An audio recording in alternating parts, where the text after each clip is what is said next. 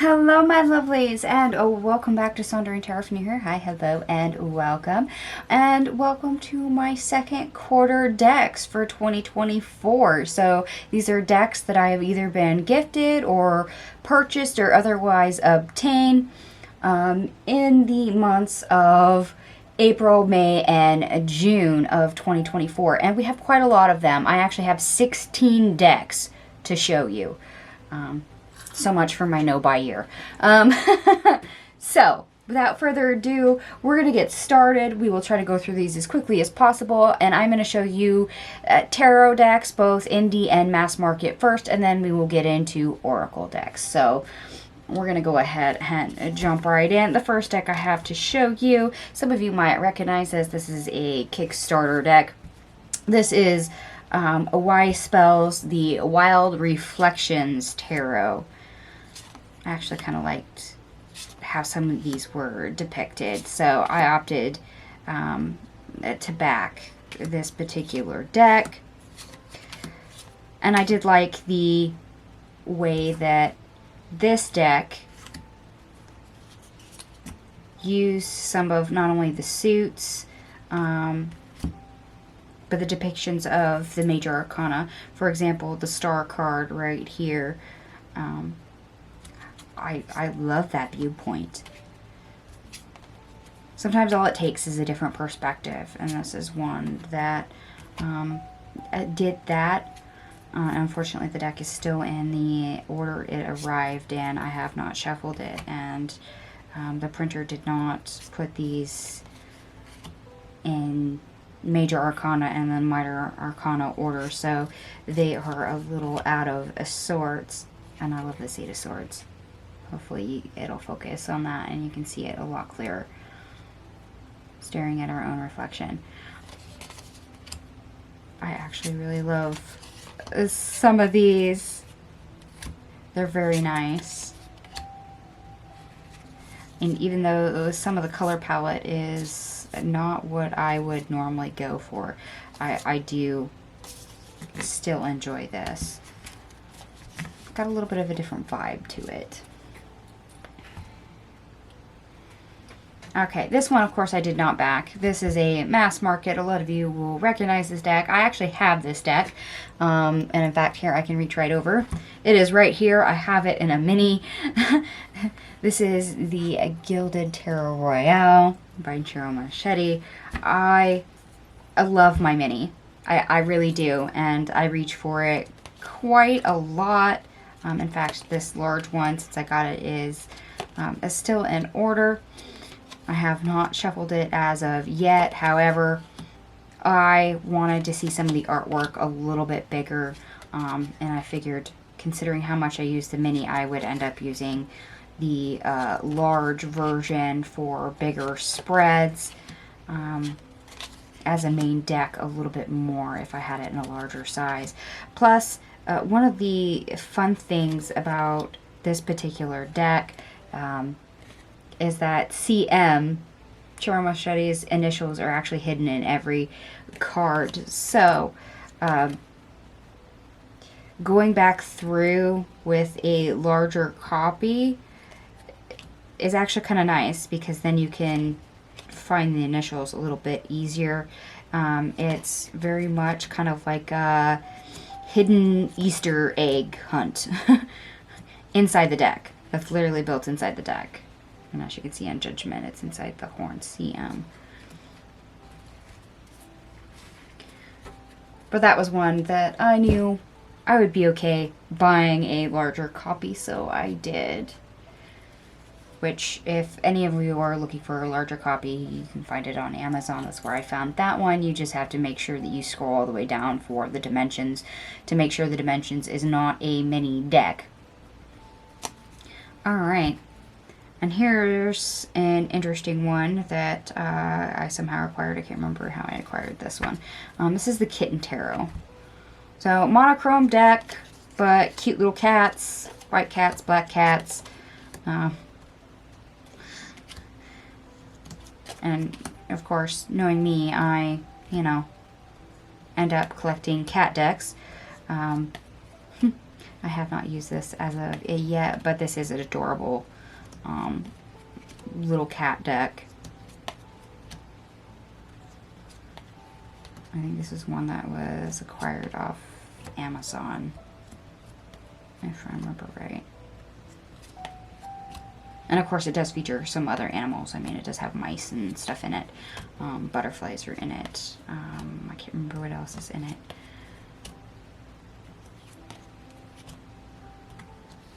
And because it does have the mice, it kind of does remind me of, you know, a little bit of a Tom and Jerry theme going on. But that's personally just me. Anyway, moving on. Here is a newer mass market. This is the Once Upon a Time Tarot. This is a low scale barrow deck. I actually didn't mind this as a low scale barrow. Cardstock is actually really decent, and this came in a hardcover box, not a tuck box. So hey, low scale barrow actually stepped it up on this one. And this is all about fairy tales. So you can consider this like my little kid moment.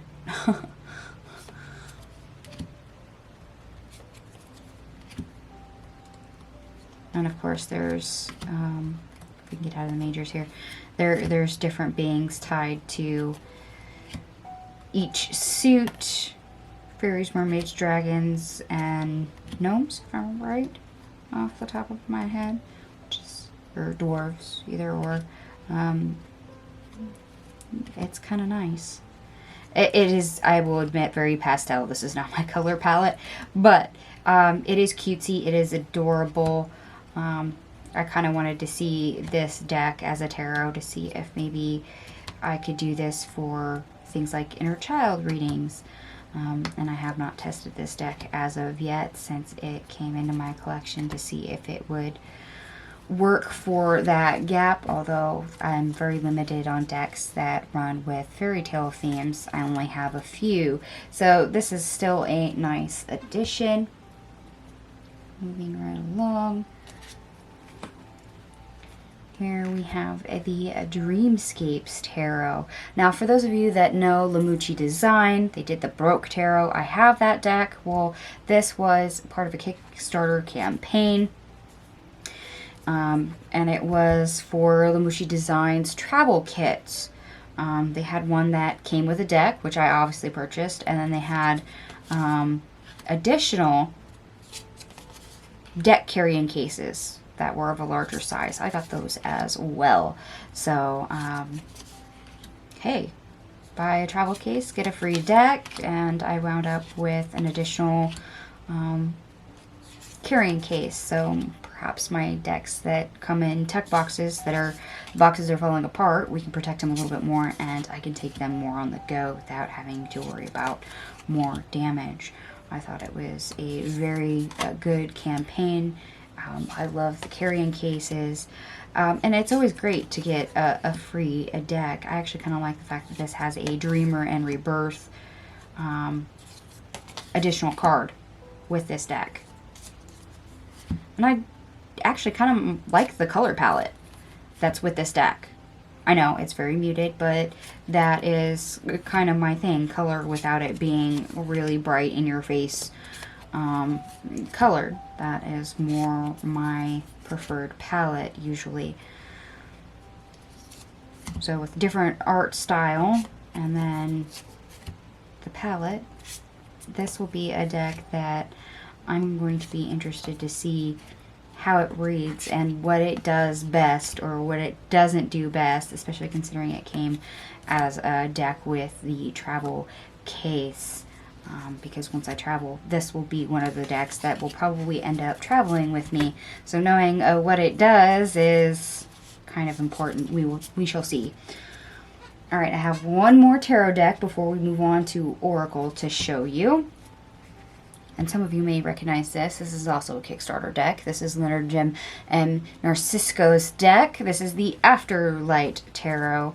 I actually liked the art style of this particular deck. Yes, it is brighter, but I just like the art style. There's something to it that spoke to me, which is funny because I thought I was going to end up getting this and gifting it to somebody else who's actually an artist, and they took one look at the artwork and went, it did not speak to them the way it spoke to me. So this copy is remaining with me. Not that I can complain about that. I actually like that very much. So we'll see with this one, since it has the color palette that it does, the artwork that it does, how visible it is compared to other decks on a table or with a lot of cards of this deck all together. I have not taken it for a spin as of yet to see just how miscombobulated maybe this might be on a table. However, I've had other decks that are, you know, monochrome, that I thought the same thing would happen, that I would get lost in the color or lack of color, or cards too much being alike, and I've had great success with decks like that of never having an issue. So I'm hoping this will also be the same for the Afterlight Tarot.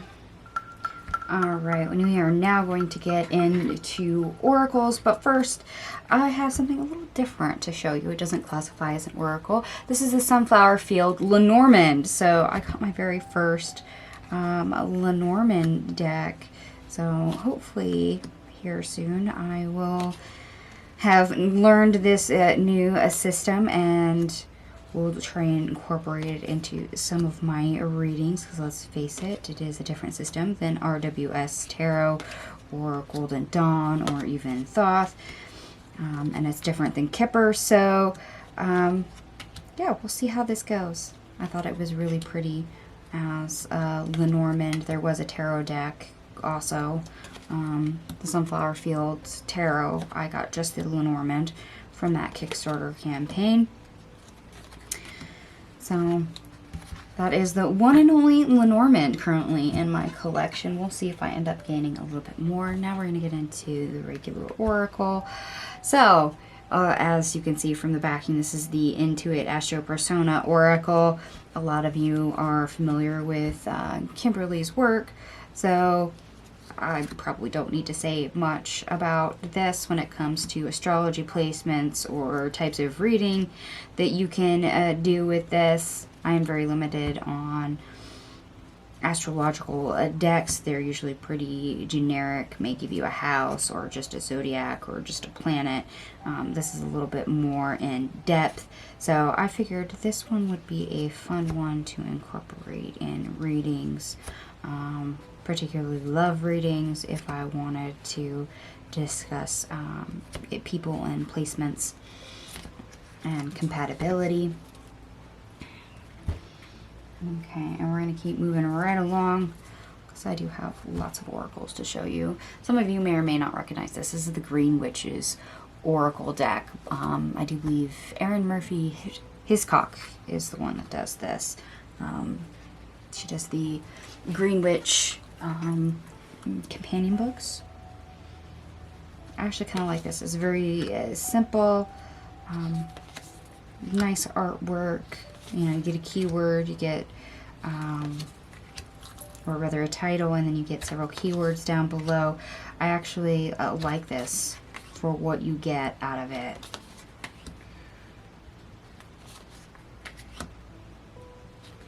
And it's got a little bit different approach. And it does feel very earthy, very herbalist. You can tell this is Green Witch theme to me. Very much so. So we're going to see how that one ends up being called for in my collection. Okay, the next two kind of go together. Jacqui and Phil Lovesey, I do believe is who does this. This is The Secrets of Wandwood. This is definitely not my art style. Not at all. Although it is very cartoonish. It's kind of inspiration for the childlike mind. I actually like the keywords on this, and I missed the first campaign for The Secrets of Wandwood. I actually picked a copy of this up when I backed one of their other decks, which I will show you in a second. But I do quite enjoy a lot of the keywords that comes in this particular deck. I did remember the campaign, I just didn't get around to it sparking my interest enough to back it, and then I changed my mind when I backed the other one of, oh, well, if I'm gonna take the plunge, I better do it now. So I ended up getting this one. And it came with this particular deck. If I can get it to stop sticking to the next one down. Here we go. This is a Hare Odyssey by the same creators, same artwork.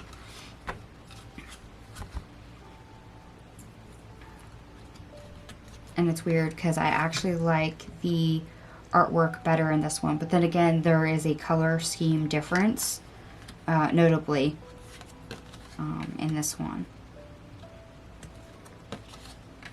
And I don't know if it's just the difference in color palette that drew me to this one more. And there again, this one also has some really great keywords in it.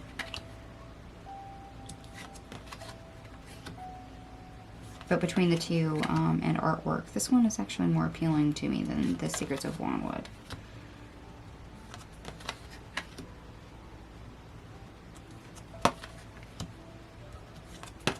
So if anyone else has that, you know, please let me know. Anyway, we're going to move right along to the next deck. And this is the Four Spirits Oracle cards. This is one that was found on Amazon. This is actually kind of nice when it comes to the things you might find in the forest. So you do get, you know, a name, a title. You do get a little paragraph on each. This did not come with a guidebook. So take that for what it resonates for, whatever that's worth to you. But some of these I found rather useful when I was flipping through. So, and it covers a little bit more that you don't always see in other decks. So I thought this might be worth investigating.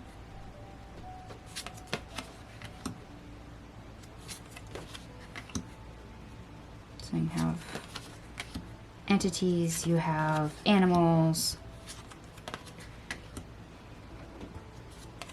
So this isn't truly an animal deck. This is just literally anything you can find in the forest. Alright, and with that, we're going to move right along because I still have 3 more decks to show you. This is the Place Oracle. I actually love the backings with the compass and the map. I thought that was pretty self-explanatory. This is one that I was kind of looking for in a deck and hadn't really found one that captured my attention. And this is very wide, very broad as far as what kind of areas it covers. I mean, there's a lot of different places described, whether that is very specific or very broad. So when it comes to trying to get locations of things, this I found to be intriguing. We'll see through collective readings or even private readings how useful this one may actually end up being. Because if you are looking at places to meet people or finding something that is lost, a deck like this might actually be prudent. Or if a certain event is happening but you don't know exactly where, it's not obvious, this might actually come to be highly useful. And that was also one of the reasons why I kind of opted for this one as well. This is the Character Oracle. So when it comes to describing people, we often use quirk cards to describe characteristics, and sometimes that can be rather difficult to read, or it's just not enough information. It can be very lacking, to say the least. And this has a lot of archetypes for people. It has a lot of jobs. It has a lot of hobby categorizing that you could use. So when it comes to terms, labels, describing someone's character or job description, I thought this was a very broad and yet in-depth enough to be useful.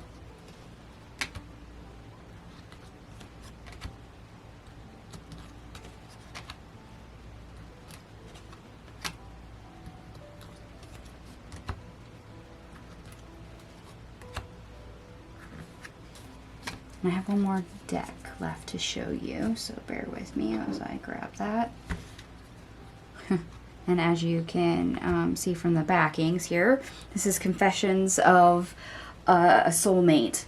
Confessions of Soulmate Oracle. And I've actually used this particular deck already, so it is not in order. But it does come with keywords, and it does have basically a whole paragraph underneath each card pertaining to that. It is actually very useful, that I found, because I did use it for myself right off the bat. And this, of course, is general soulmate. It is not specific to twin flames. Is it a love themed deck? Yes, but it is geared towards soulmates. Granted, it does not mean that you purely have to use it for soulmates. It can be used just for love readings in general. And I'm interested because of what else this covers, how far out I can use this deck when it comes to non-love readings. It might be interesting to challenge that status quo to see what else the deck is capable of. Like, for example, trying to apply this deck to past life readings. That might be an interesting stretch to see if this deck would be capable of that.